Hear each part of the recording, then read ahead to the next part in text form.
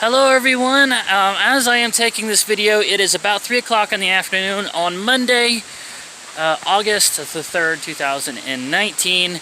Tony brought me out here to a little place called Independence, Virginia. We're kind of like on the outskirts of Independence, Virginia. But there is a really cool looking cascade and a waterfall kind of thing. We're going to get a closer look at that. But at one point in history, there was a settlement here that really took advantage of the fast current out here.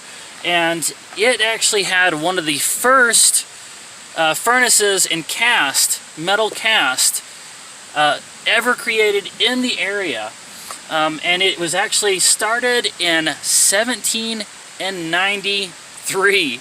Guys, this thing was making wagon wheels, or rings for wagon wheels, and axles and stuff for wagon trains that were settling westward into the frontiers of America way back in the days when they had to circle up the wagons and fight off Indians and worry about cholera and bears and all those other things that we experienced on the Oregon Trail. Now keep in mind, these were the settlers, so they were coming from the coast of North Carolina, South Carolina, Virginia, and they were coming up to this area and then heading out west.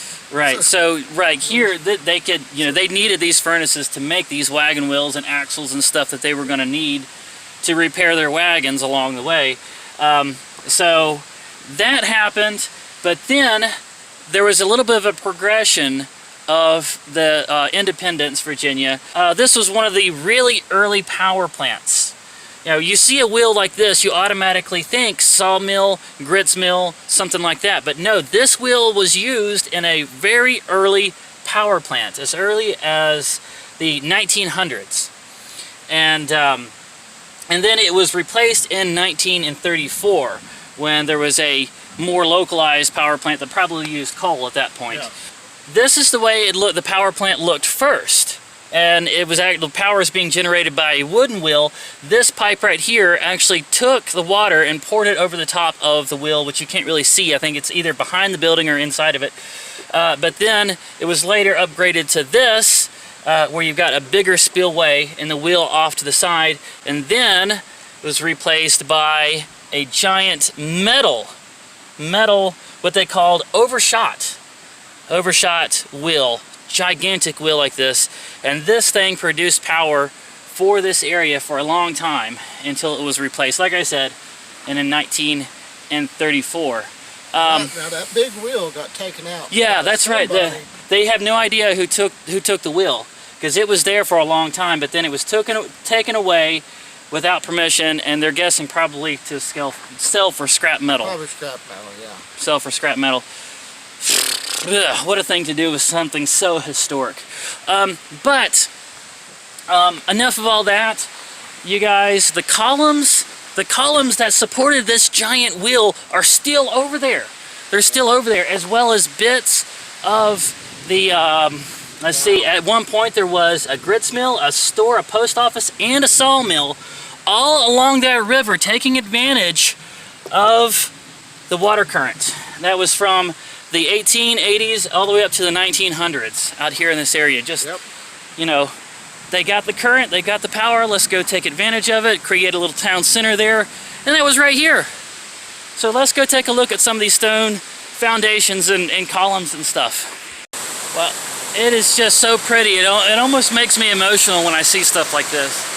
This calm, pretty, deep water eddy right over here, and then those beautiful cascades coming down the rocks right there. And then right next to it, pillars from the 1800s that supported a giant metal water wheel that generated power. And then part of one of the factories from back in those days, still sitting here. Still sitting here. No ropes around it, anything. We can come up and we can touch it, could sit on it. See what's inside. Okay, looks like there's, wow.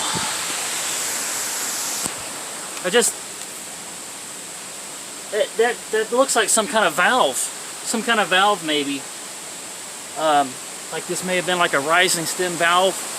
This has got to be some kind of giant rising stem valve, because I'm just noticing this is part of the spillway right here. So the water would have come from way up there, gone around the side of the river, through this spillway, and down through this valve here. So there was a pipe like this. These stones supported a giant metal pipe. Oh, look at this. There's still an axle and something looks like part of the wheel right here. And you can still see jagged edges where somebody used an oxyacetylene torch to cut big chunks of metal off of this. This may actually be the axle to that actual water wheel that was up there at one point, with the spillway going over the top of it and back into the river. You know, I'm going to climb this. I'm going to climb this piece of history.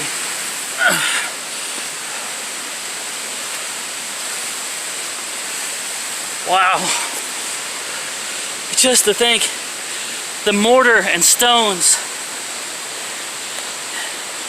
that made up this wall were set in place hundreds of years ago.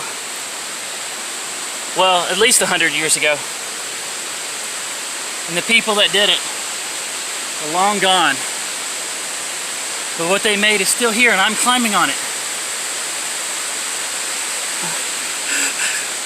This is beyond cool. This is so freaking awesome. You see the axle down there?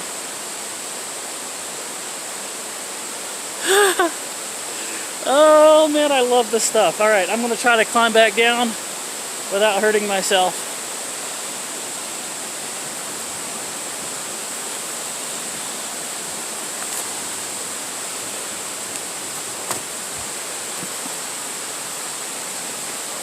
All right, and now let's walk up a little bit higher up these cascades.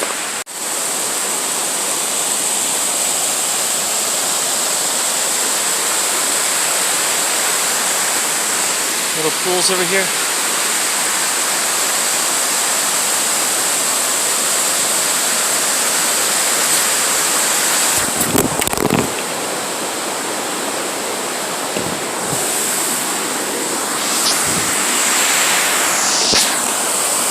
Alright, I just slipped on this rocks. You come out here, they slippery. Alright, I'm getting too excited. I need to calm down. Alright, let's keep going.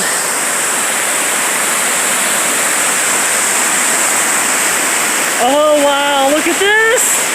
Okay, took me a second, but I got climbed up here. Look at this. There's more pieces of the buildings right there.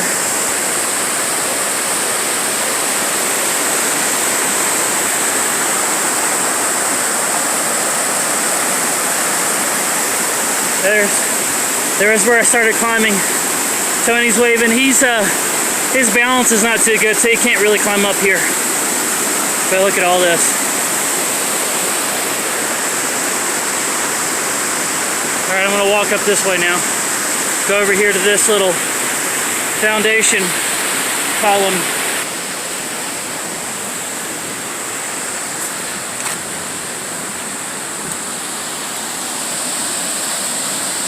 Look at that. Okay, I made it to the other support pillar, but these rocks have proven to be so slippery. I've already bruised my hands and fallen on my butt a bunch of times. I'm not going to climb up any higher.